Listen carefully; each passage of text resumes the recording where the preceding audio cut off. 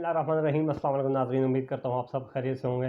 नाज़रीन, इस वक्त मैं मौजूद हूँ पेशावर के इलाके वर्सक रोड में। यहाँ पर आज आने की वजह यह है कि पेशावर के इलाके वर्सक रोड में एक ऐसा नौजवान भी है जिसका नाम अरब शाह है। अरब शाह नाज़रीन पिछले काफ़ी अरसे से जो है कुछ अरसे से पेशावर के इलाके वर्सक रोड में एक फ़लाही काम सर अंजाम दे रहे हैं। और ये जो फ़लाही काम है ये ख़ुद मतलब इनका कोई और इसमें मददगार नहीं है, मतलब अकेले अपने सर लेकर ये सर अंजाम दे रहे हैं। वो ये है कि अपने इलाके की स्कूल की बच्चियां जो हैं उन्हें फ़्री में अपने रिक्शे में बिठाकर स्कूल में लेके जाते हैं और वापस छुट्टी के टाइम वापस लेकर आते हैं। महंगाई का अगर दौर देखा जाए, पेट्रोलियम मसनूआत की कीमतें देखी जाएँ तो आसमान को छू रही हैं, लेकिन इस दौर में भी पाकिस्तान में ये नौजवान ये काम सर अंजाम दे रहा है। अगर बात की जाए इंटरनेशनल मीडिया की, मुल्की मीडिया की, तो हर मीडिया ने इसे कवरेज दी है। काफ़ी अरसे से जब से ये काम सर अंजाम दे रहे हैं तो मीडिया भी इन्हें कवर कर रहा है। अरब शाह से बात करेंगे, अरब शाह से आपकी मुलाकात करवाएंगे कि ये काम उन्होंने कब से शुरू किया है, किस चीज़ से इंस्पायर होकर ये काम शुरू किया है, तो मिलवाते हैं आपको। अस्सलाम वालेकुम। वालेकुम अस्सलाम। कैसे हाल हैं? शुक्र अल्हम्दुलिल्लाह, आपकी दुआ है। आप कैसे हो भाईजान? शुक्र अल्लाह का, ठीक ठाक। कहाँ से शुरू कर रहे हैं? ये जो सर्विस है, पहले तो मेरे जो 5 बहनें थे वो तालीम से महरूम रह गए थे, तो मेरे दिल में ये जज्बा है कि जब मैं बड़ा हो जाऊँगा तो इंशाल्लाह ये काम शुरू करूँगा। तो फिर मैंने तकरीबन 2014 में 9 साल पहले मैंने ये काम शुरू किया। 2014 से आप ये काम शुरू कर रहे हैं, तो मतलब देखने वालों को पहले तो अपना तारुफ करवाइएगा पूरा। हाँ, मेरा नाम अरब शाह है और मैं पेशावर वर्सक रोड का रहायशी हूँ। ठीक है। और अपनी तालीम आपकी कितनी है? मैंने BA किया है गवर्नमेंट कॉलेज पेशावर से। गवर्नमेंट कॉलेज पेशावर के स्टूडेंट हैं। और ये काम शुरू करने से पहले 2014 से आपने शुरू किया, तो मतलब किस चीज़ से इंस्पायर होकर ये शुरू किया था? वो मेरे जो बहनें थे वो तालीम से महरूम रह गए थे ट्रांसपोर्ट की वजह से। तो ट्रांसपोर्ट की वजह से इसलिए मैंने ये शुरू किया, क्योंकि ज़्यादातर तालिबात ट्रांसपोर्ट की वजह से तालीम से महरूम रह जाते हैं।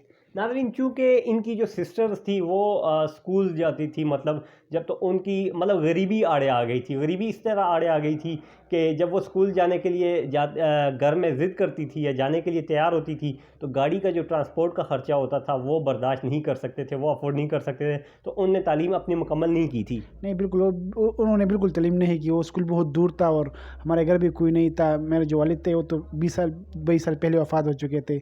और मेरा बड़ा भाई था, वो पंजाब में था, वो भी ट्रांसपोर्ट का काम करता था। बड़ा ट्रक है वो चला रहा था। अरब शाह, ये बताइएगा कि मतलब जब आपकी सिस्टर ने तालीम नहीं की इस वजह से, तो आपने जब रिक्शा ड्राइव किया, रिक्शा चलाना शुरू किया, शुरू में नुकसान भी होता होगा, अब भी पेट्रोलियम मसनूआत आसमान को छू रही हैं, तो कैसे गुजारा हो रहा है?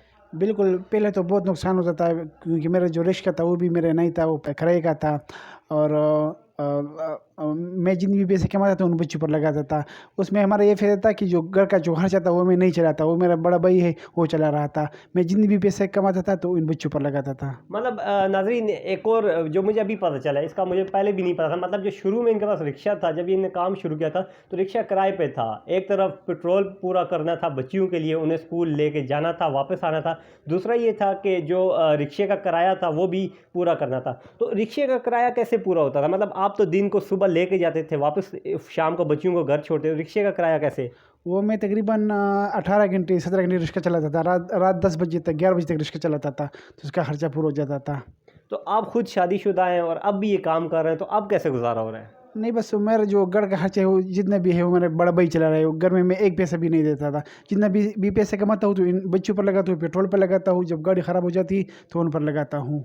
अरब शाह, ये बताएगा, पख्तून कल्चर है, मैं भी यहाँ पे रहा हूँ, यहाँ की रवायात हैं कि मतलब अपनी माँ बहन बेटी को किसी के साथ, मतलब वो छोटी हो या बड़ी हो, स्कूल में नहीं भेजा जाता, ख़ुद ही ज़्यादातर छोड़ा जाता है। लेकिन आपके साथ आपके इलाके वाले भी ताउन कर रहे हैं, मतलब अपनी बेटियों को बच्चियों को स्कूल ले जाने के लिए आपको वो मतलब बिल्कुल फ्री हैंड दे रहे हैं। बिल्कुल, मुझ पर बहुत भरोसा करते हैं, क्योंकि मैंने 9-10 साल हो गए मैंने कुछ गलत हरकत नहीं की। और जितनी भी वालिदैन हैं मुझ पर बहुत भरोसा करते हैं।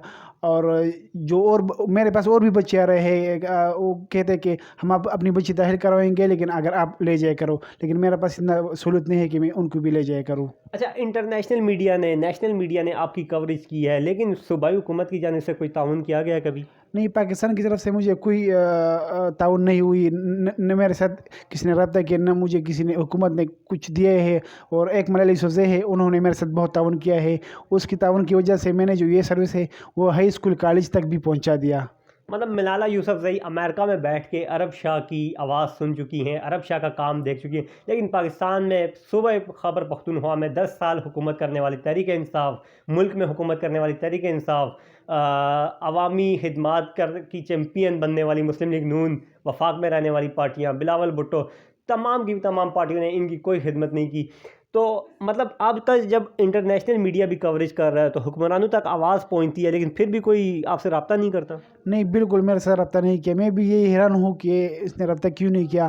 اور جو ایوارڈ ہے، جو صدارتی ایوارڈ ہے، ان کو بھی اور لوگوں کے نام پہنچ چکے ہیں، لیکن میرا نام ابھی تک نہیں پہنچ گیا. ناظرین، ملک پاکستان میں چھوٹے چھوٹے کام کرنے والوں پہ یقین کریں، کبھی کبھی جن کو یہ صدارتی ایوارڈ مل رہے ہوتے ہیں، ہمارے جرنلسٹوں کو، وہ اس چیز کے لائق نہیں ہوتے، لیکن ان کو صدارتی ایوارڈ مل رہے ہوتے ہیں. یہ آدمی جو پشاور کے علاقے ورسک روڈ میں، مجھے نہیں لگتا دنیا میں اس سے اچھا بھی کام کوئی ہوگا، اس کو صدارتی کیا کوئی لوکل سطح پہ بھی صوبائی حکومت نے بھی کوئی کبھی ایوارڈ نہیں دیا. نہیں، بالکل کچھ بھی نہیں دیا، نہیں ایوارڈ دیا، نہ مجھے سپورٹ کیا. اگر مجھے سپورٹ کیا ہوتا تو میرا پورا یقین ہے کہ کم از کم میں نے یہ سروس پورے خبر میں پھیل چکا ہوتا. یہی بات ہے. اگر یہ مطلب عرب شاہ انسپائر ہو سکتے ہیں تو عرب شاہ سے کئی اور نوجوان ہیں جو خیبر پختونخوا میں رکشہ ڈرائیور ہیں، سوزوکیاں چلاتے ہیں، باقی ٹرانسپورٹ چلاتے ہیں، وہ بھی انسپائر ہو سکتے تھے. تو اب بھی آپ گورنمنٹ آف پاکستان سے نگراں حکومت ہے، ان سے کیا مطالبہ کرنا چاہیں گے؟ میں ان سے مطالبہ کرتا ہوں کہ یہ جو پیٹرول کا خرچہ ہے وہ میرے لیے فری کرے اور میرے ساتھ تعاون کرے کہ ایک 2-3 بس دے دے، سوزوکی دے، تاکہ میں جو کام کر رہا ہوں یہ بڑے پیمانے پہ لے سکوں. ٹھیک ہو گیا. مطلب عرب شاہ اس بات کا شکوہ بھی کر رہے ہیں ایک طرف کہ انہیں کوئی ایوارڈ نہیں دیا گیا، ان کی کوئی پذیرائی سرکاری سطح پر نہیں ہوئی. عوام کی بتائیں، ورسک روڈ کے اہل علاقہ اور ان بچیوں کے والدین کس طرح آپ کو سراہتے ہیں؟ وہ جو ورسک روڈ میں جتنے بھی علاقے ہیں میرے بہت عزت کرتے ہیں. پشاور کے جو لوگ ہیں وہ میرے ساتھ تصویر کھینچتے ہیں، مجھے سپورٹ کرتے ہیں، میرا حوصلہ افزائی کرتے ہیں کہ آپ بہت اچھے کام کر رہے ہو اور یہ کام جاری رکھو. اور ان کے جو والدین ہیں بچوں کی، وہ بھی مجھے بہت دعا دیتے ہیں، مجھے گھر کے لیے کھانے بھیجتے ہیں. ان کی جو دکان ہے، اکثر بچوں کی دکان ہوتے ہیں ان کے والدین کی، اس کے پاس جو میں جاتا ہوں تو وہ ان سے پیسے نہیں لیتے. اگر میں لوڈ کرتا ہوں یا کھانا کھاتا ہوں یا میں شیو کرتا ہوں، بال کٹواتا ہوں، تو وہ مجھ سے پیسے نہیں لیتے. ناظرین، کیونکہ جن کی بچیاں سرکاری اسکول میں پڑھتی ہیں وہ ہمارے جیسے ہی گلیوں میں رہنے والے لوگ، دکاندار، نائی، موچی، ان کی بچیاں ہیں. تو عرب شاہ کی پذیرائی وہ لوگ مطلب پیسے دے کے نہیں کرتے، رشوت دے کے نہیں کرتے، وہ لوگ اپنی استطاعت کے مطابق کرتے ہیں. مطلب اگر یہ کسی لوڈ والے کے پاس جاتے ہیں یا شیو والے کے پاس جاتے ہیں تو ان کی شیو فری میں کر دیتا ہے. اگر سرکار کی بات کی جائے تو سرکار بڑی سطح پر پذیرائی کر سکتی ہے، مطلب سرکار انہیں ایوارڈ دے سکتی ہے، سرکار انہیں پیٹرول کا مفت خرچہ دے سکتی ہے. تو عرب شاہ مطلب اب تو آپ شادی شدہ ہیں، آپ کی بھی اولاد ہے؟ نہیں، میرے ابھی تک اولاد نہیں ہے. ہاں، ٹھیک ہے. تو مطلب آپ اگر دوسروں کی بچیوں کو پڑھا رہے ہیں تو مطلب آپ کا بھی شوق ہوگا کہ اب میری بچیاں ہوں تو میں انہیں بھی. ہاں، انشاءاللہ.